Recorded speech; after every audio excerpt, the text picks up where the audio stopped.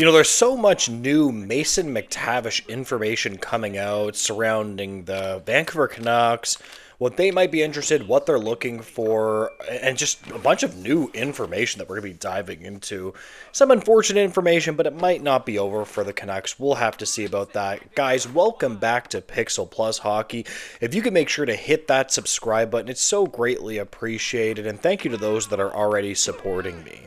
Now, I have long for advocated Mason McTavish. I mean, even Marco Rossi. Some people disagree with me on that. But Mason McTavish, for sure, being a center that teams need to go after. I've been saying the Habs, listen, the Habs have a lot of assets, draft assets, and whatever, and they need to go after a player like that. Same with the Vancouver Canucks. I understand that they have Pedersen, they have Philip Hedl, they have centers that are, decent. Unfortunately, they had to trade JT Miller. If you look at that, they had to. I don't know what your opinion is on that. But at the end of the day, they could use a second line center. They just absolutely need one. And, I mean, it's kind of like the same as every other team. And it's funny that we're hearing so much information about other teams around the league that have centers that are available, currently not signed, but the prices are so insanely high on them, it's kind of difficult for almost any team to acquire them right now. Now, specifically around McTavish and the Vancouver Canucks, we do have more information from a really good interview from Rick Dhaliwal. I think it was a couple of days ago. Mason McTavish. So the first thing that we're going to be talking about is guesses that he's looking for $7 to $8 million on his next contract. I think that's completely fair. I mean, are you kidding me? I would pay him $7 to $8 million. He's about a 50-point center. I mean, he's young. He's a controllable asset. I mean, I don't know about you guys, but centers are a premium, and I have no problem paying McTavish that. He's a natural center as well. Number two, would cost multiple high draft picks or prospects to acquire him. Okay, if for me, when a team gives up assets to acquire something as rare as a center, as long as the center stays around for a long time, that's always a caveat that I add. I'm not trying to give away huge assets for a player that's going to walk in UFA in like a year or two. Hell no. But this is a guy that you're going to be able to stick around for a long time. Number three, Canucks don't have the assets to acquire him. That surprised me a little bit because I wonder exactly what they are looking to get for him. So the prices might be really, really high, even above what I'm thinking of. So this kind of has me thinking about the Vancouver Canucks. Is it that they don't want to spend the assets or that they don't want to give away the assets? Because, they have Willander, they have Coots, they have a lot of draft capital. I find this one personally hard to believe. Now, we have to separate this out in two different things. That, do they have the draft assets? I would think so by looking at them, like they have a number of promising young players and draft picks. But I just find this hard to believe. Now, this is going to be the question of the video. Do you actually believe that the Vancouver Canucks do not have the draft assets to acquire this player? And then what exactly would they need? And even if you look at a team like the Montreal Canadiens that obviously have been hot on McTavish for a long time, do they have the draft assets to get a player like that and just the young players that the Anaheim Ducks would probably want?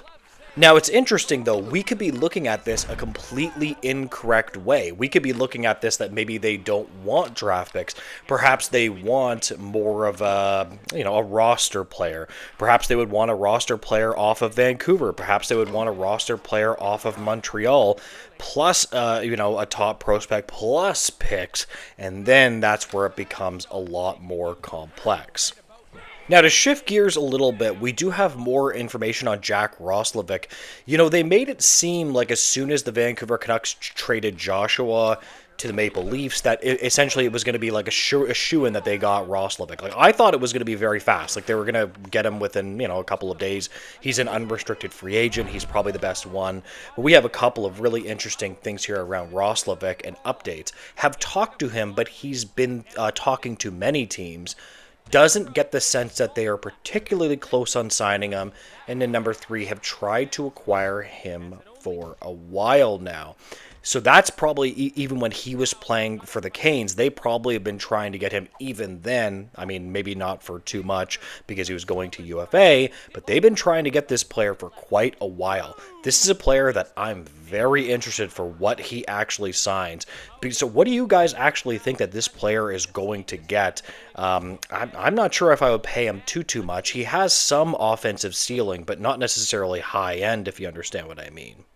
You know, it's interesting. When we talk about the Joshua trade as well, there was one really interesting thing that I found as well is that Joshua apparently also had a lingering hip issue for most of the season with the Vancouver Canucks. So hopefully the Maple Leafs traded for him if you want him to be healthy and have a good season for him.